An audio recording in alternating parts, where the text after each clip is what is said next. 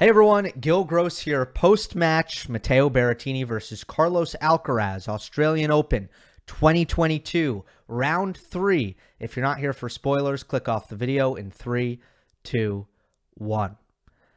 Another highly anticipated match at this year's tournament delivers from an entertainment perspective. Going 5 sets, going to a tie-break, which is 10 points now at the Australian Open, and Matteo Berrettini prevails, moving on to round 4 and becoming the favorite to come out of that top quarter and make the semifinals. Matteo is up 2 sets to love here, and Carlos comes back to force a fifth, and then the fifth was oh so tight. Let's get into it. I think you got to start with this. You got to start with the experience gap really making a difference early on in this match. Anyone who watched it, I think, could have seen that. What happens to young players? They take the court in these big matches, and I know that Alcaraz has had some of these experiences before, especially or exclusively at the U.S. Open when he faced Stefanos Tsitsipas on Arthur Ashe. He had to withdraw, but he took the court for a big quarterfinal against Felix at the U.S. Open. He's done these things, and he has experienced these stadiums. But I think expectation on him to actually potentially win this match, and I think he was way too fired up, adrenaline pumping, just swinging out of his shoes, way too excited for the occasion, and it did not result in the best version of Carlos Alcaraz.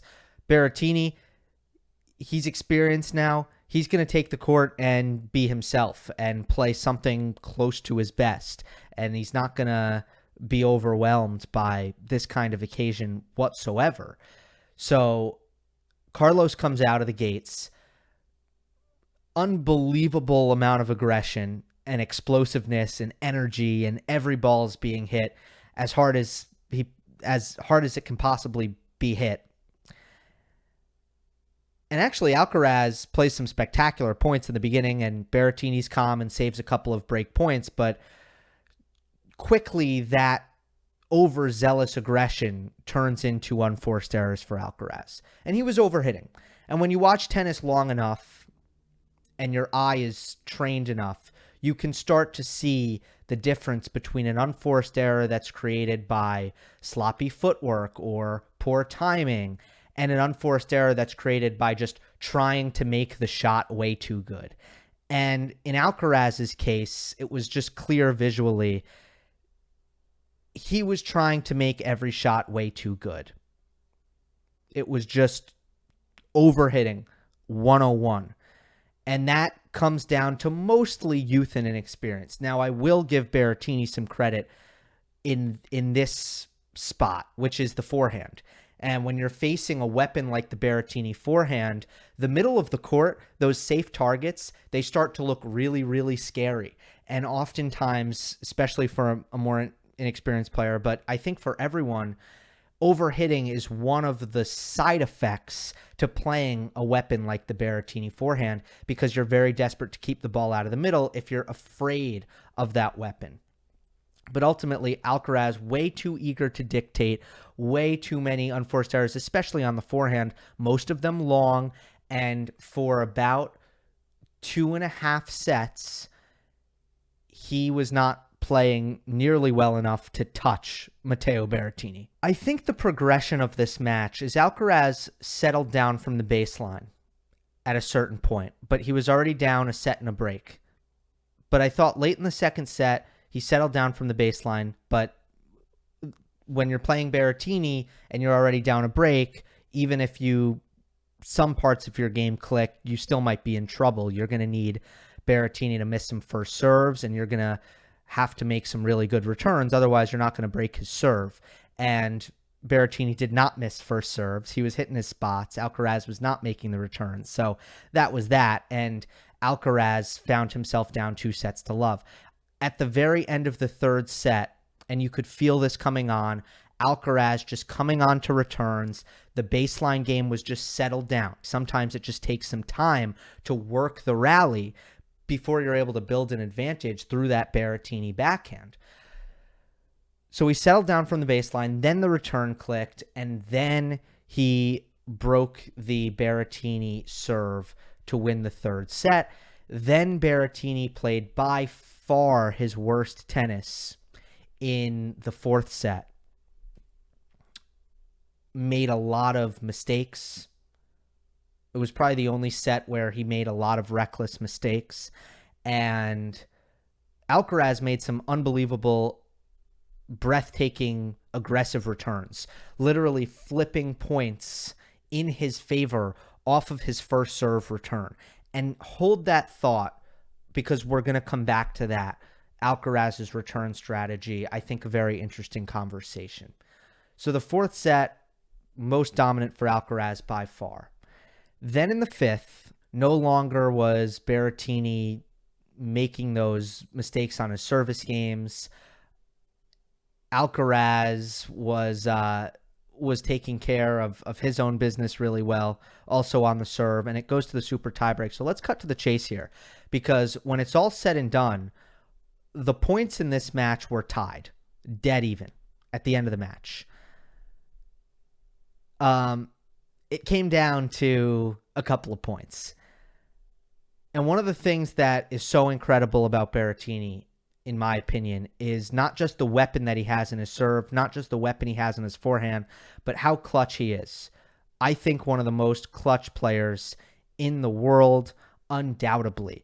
So when you get to this tiebreak stage and you have these players in Alcaraz and Berrettini, two of the biggest forehands in the world, unbelievable firepower, tremendous offensive repertoire, it's going to come down to who is going to make some mistakes. Alcaraz made the mistakes in the super tiebreak. There's just no way around it, and I'll take you through them. And by the way, Berrettini, he didn't really make any, which is incredible, because I'm looking at 14 points here, and I charted every single one. And I can't really tell you Berrettini made any egregious mistake in this tiebreak, which he ultimately won 10 points to 5. Alcaraz went up an early mini break. 1-love. On that 1-love point, Carlos missed the first ball, a backhand down the line, which sailed long for an unforced error. Skip ahead to 4-all. Both players took care of their serve. No mini breaks until 4-all. And actually, there still isn't going to be a mini break here. But Alcaraz has a chance for a second serve. So at this point, I kind of perk up. Here's an opportunity for Alcaraz. And Berrettini hits the second serve forehand body. And Alcaraz tries to redirect the second serve return down the line. He plays this ball close to the line and misses wide. Oh, do not miss wide on a second serve return. That is a no-no. That is a big mistake. You know, you're just trying to get it to the backhand side of Berrettini, but you don't need to paint the sideline here. And that was an ugly-looking miss, trying to redirect that ball and time that forehand to perfectly down the line off of that second serve return. So that was a mistake at 4-all. Then at 4-5. This wasn't egregious, but they get into another rally. And this time Carlos is serving. And he hits a backhand down the line that bleeds into the middle of the court. And Berrettini counters with a really great, strong forehand cross court. And Alcaraz shanks the running forehand, trying to neutralize from a defensive position. So why was this a mistake? It's because they were in a neutral rally here, and Alcaraz was beaten with Berrettini's forehand. So I think that goes down as a mistake, because if you're in a rally, you definitely don't want to lose like that with a Berrettini forehand cross court. Make him beat you really any other way, just not like that. Again, he changes direction with the backhand down the line and opens himself up on Berrettini's best shot. You got to make sure, if you're not going to go back cross court and extend that rally, and to, just trade through the backhand and wait for your opportunity. If you're not going to go back cross court, you better be good when you go down the line. And it just wasn't good. So that was a mistake. Then at 6-5, another opportunity for a second serve for Berrettini. Berrettini hits the second serve. They get into a neutral rally. And Alcaraz is grooving balls into the Berrettini backhand. He's doing what you should do. Stay patient. Wait for your opportunity. Berrettini can't do anything when the ball's on his backhand offensively. So just keep the ball there and wait for your chance. He gets his chance, sort of. Alcaraz runs around the backhand side, shanks the forehand. He had the shot, he had the look, and he missed it. Okay, so that made it 7-5. 7-5 is an example. Berrettini, perfect. Serve +1 into the open court. Just beautiful. Awesome execution. Nothing you can do. Boom. 8-5. Forehand unforced error by Alcaraz. Double fault by Alcaraz. There it is. So at this point, Berrettini was already sort of in charge of the tiebreak, but Alcaraz definitely went away towards the end there, didn't apply the pressure.